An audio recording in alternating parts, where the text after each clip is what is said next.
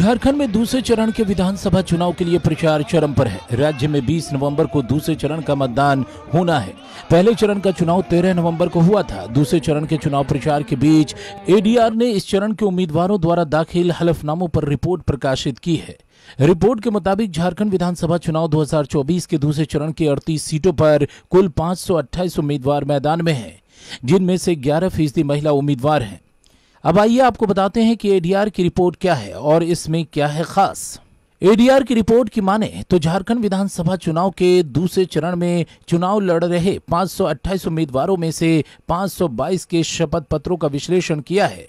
हलफनामे की अस्पष्टता के कारण 6 उम्मीदवारों का ब्यौरा शामिल नहीं किया गया है। 522 में से 148 यानी 28% उम्मीदवारों पर आपराधिक मामले दर्ज है, वहीं 122 यानी 23% उम्मीदवारों पर गंभीर आपराधिक मामले दर्ज है।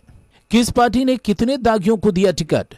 प्रमुख दलों में से भाजपा के 32 उम्मीदवारों में से 14 यानी 44% ने अपने हलफनामे में अपने खिलाफ आपराधिक मामले घोषित किए हैं। इसके बाद बहुजन समाज पार्टी के 24 उम्मीदवारों में से 8 यानी 33%, झामुमो के 20 उम्मीदवारों में से 5 यानी 25%, कांग्रेस के 12 उम्मीदवारों में से 5 यानी 42%, आजसू पार्टी के 6 उम्मीदवारों में से 4 यानी 67% और राजद के 2 उम्मीदवारों में से 2 यानी 100% के खिलाफ आपराधिक मामले दर्ज है। वहीं 12 उम्मीदवारों ने महिलाओं के विरुद्ध अपराध से संबंधित मामले घोषित किए हैं। 3 उम्मीदवारों ने अपने विरुद्ध हत्या से संबंधित मामले पुरानी आईपीसी धारा 302 घोषित किए हैं।